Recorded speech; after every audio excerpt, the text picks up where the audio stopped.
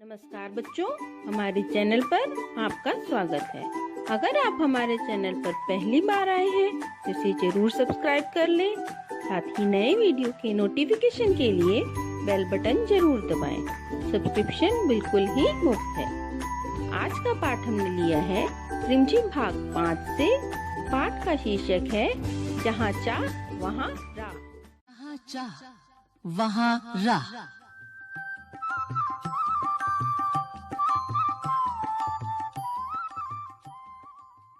मलमली धोती का बादामी रंग खिल उठा था। किनारों पर कसूती के टांकों से पिरोई हुई बेल थी। पल्लू पर भरवां टांके अपना कमाल दिखा रहे थे।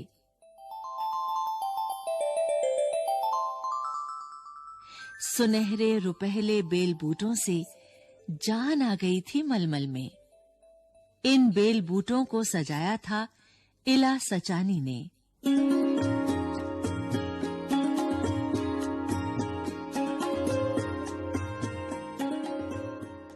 इला की हिम्मत की अनूठी मिसाल हैं ये कढ़ाई के नमूने।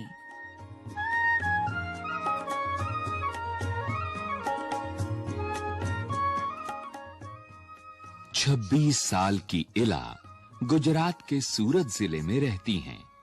उनका बचपन अमरेली जिले के राजाकोट गांव में अपने नाना के यहां बीता। सांझ होते ही मोहल्ले के बच्चे घरों से बाहर आ जाते।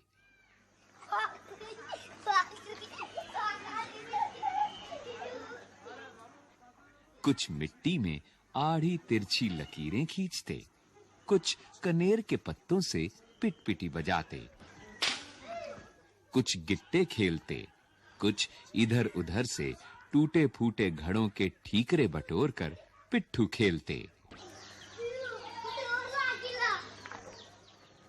जब इन खेलों से मन भर जाता तो पेड़ की डालियों पर झूला डालकर ऊंची-ऊंची पेंगे लेते और ऊंचे स्वर में एक साथ गाते। कच्चे नीम की नींबोरी सावन जल्दी आइयो रे। कच्चे नीम की नींबोरी सावन जल्दी आइयो रे। कच्चे नीम की निम्बोरी सावन जल्दी आइयो रे। इला गाने में तो उनका साथ देती, पर उनके साथ पेंगे नहीं ले पाती।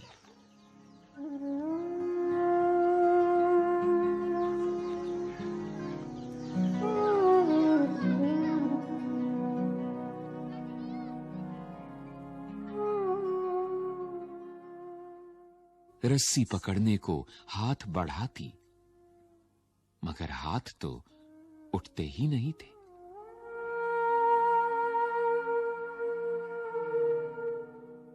वो चुपचाप एक किनारे बैठ जाती, मन ही मन सोचती, मैं भी ऐसा कुछ क्यों नहीं कर पाती हूँ।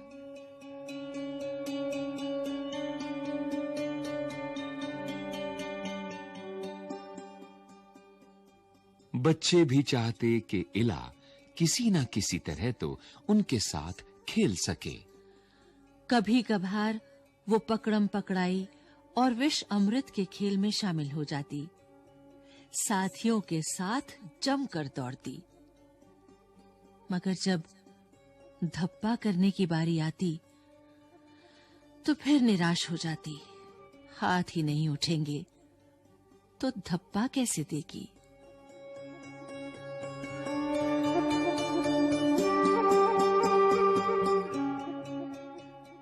वो बहुत कोशिश करती, पर उसके हाथों ने तो जैसे उसका साथ न देने की ठान रखी हो।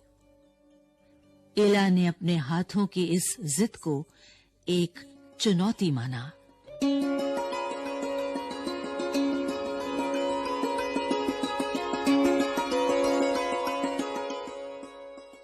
उसने वो सब अपने पैरों से करना सीखा जो हम हाथों से करते हैं। दाल भात खाना, दूसरों के बाल बनाना, फर्श बुहारना, कपड़े धोना, तरकारी काटना, यहां तक कि तख्ती पर लिखना भी। उसने एक स्कूल में दाखिला ले लिया। दाखिला मिलने में भी उसे परेशानी हुई। कहीं तो उसकी सुरक्षा को लेकर चिंता थी, कहीं उसके काम करने की गति को लेकर। किसी काम को तो वो इतनी फुर्ती से कर जाती कि देखने वाले दंग रह जाते।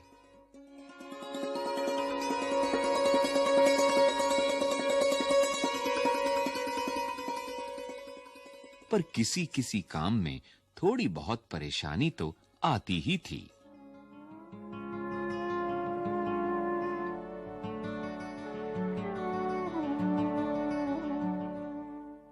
वो परेशानियों के आगे घुटने टेकने वाली नहीं थी। उसने 10वीं कक्षा तक पढ़ाई की।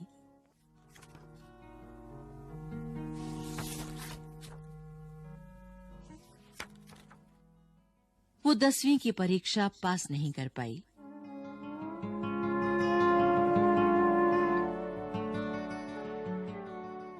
एला को ये मालूम न था कि परीक्षा के लिए उसे अतिरिक्त समय नहीं मिल सकता है। हालांकि उसे ऐसे व्यक्ति की सुविधा मिल सकती थी जो परीक्षा में उसके लिए लिखने का काम कर सके। ये जानकारी एला को समय रहते मिल जाती तो कितना अच्छा रहता। उसे इस बात का दुख है।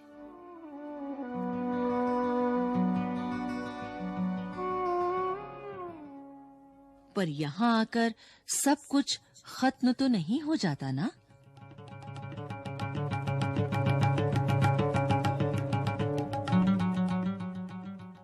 उसकी मां और दादी कशीदाकारी करती थीं।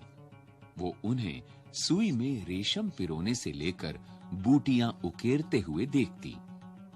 न जाने कब उसने कशीदाकारी करने की ठान ली।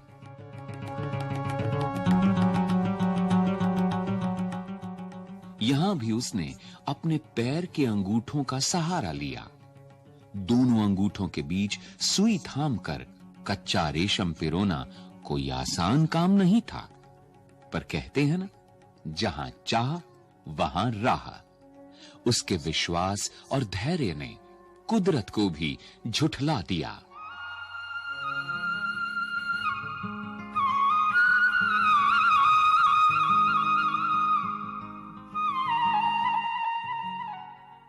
पंद्रह 16 साल की होते होते एला काठियावाड़ी कशीदाकारी में माहिर हो चुकी थी।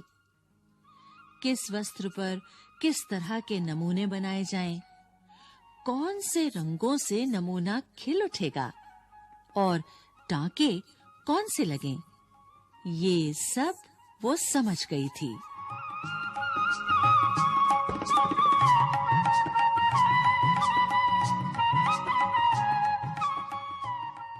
एक समय ऐसा भी आया जब उसके द्वारा काढ़े गए परिधानों की प्रदर्शनी लगी। इन परिधानों में काठियावाड़ के साथ-साथ लखनऊ और बंगाल भी झलक रहा था। एला ने काठियावाड़ी टांकों के साथ-साथ और कई टांके भी इस्तेमाल किए थे। पत्तियों को चिकनकारी से सजाया था, डंडियों को कांथा से उभारा था, पशु पक्षियों की ज्यामितीय आकृतियों को कसूती और जंजीर से उठा रखा था। पारंपरिक डिजाइनों में ये नवीनता सभी को बहुत भाई।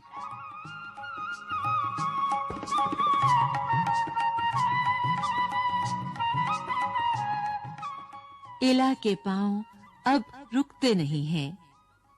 आंखों में चमक, होठों पर मुस्कान और अनूठा विश्वास लिए वो सुनहरी रुपहली बूटियां उकेरते थकती नहीं हैं।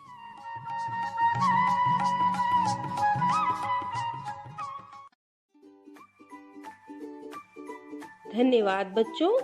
आशा करते हैं आपको ये वीडियो पसंद आया होगा। लाइक, शेयर और कमेंट करते रहिए। साथ ही चैनल को सब्सक्राइब करना ना भूलें।